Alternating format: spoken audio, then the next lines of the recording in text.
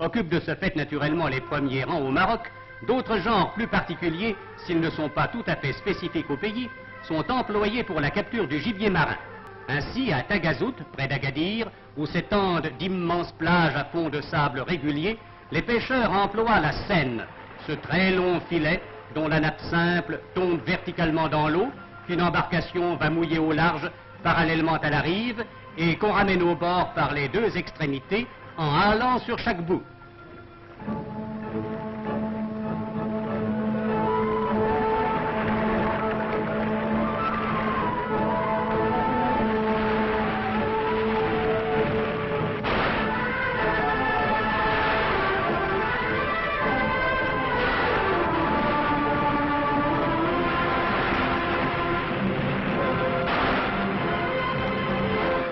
La pêche à la senne ramène surtout au Maroc les plantureuses zombrines qui naguère prenaient le chemin des villes à dos de chameau, mais qui maintenant sont conduites par camion jusqu'au marché ou jusqu'à la conserverie voisine.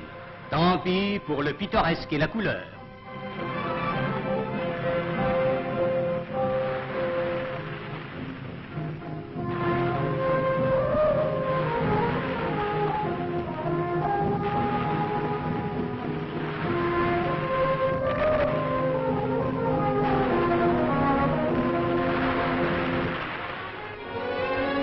Comme pour les sardines, des conserveries se sont établies pour le traitement des poissons de grande taille. Tassergales, ombrines et thons, par exemple, qui foisonnent dans ce coin d'Atlantique. Infailliblement reviennent ici à l'esprit les analogies criantes avec l'abattoir. Ces gros poissons qu'on décapite à la chaîne, qu'on ouvre et qu'on tranche dans de vastes bâtiments modernes, rappellent immanquablement les images violentes et crues de boucherie. Boucherie marine qui donne son sens plein au développement de la pêche marocaine.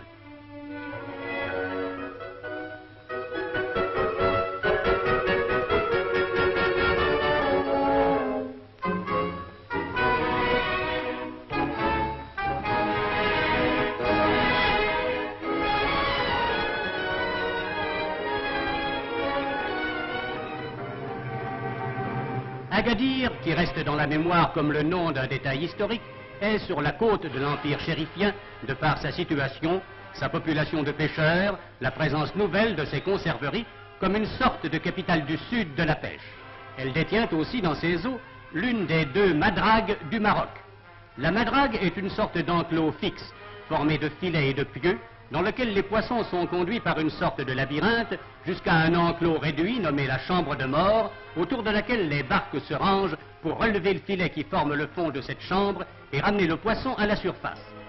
Cette pêche, bien que nouvelle au Maroc, était autrefois très courante en Méditerranée et sur les côtes atlantiques d'Espagne et du Portugal.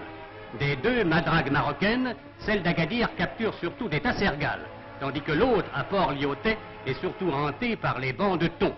Pêche brutale, pêche sauvage, où le poisson acculé ne peut que se débattre sans espoir.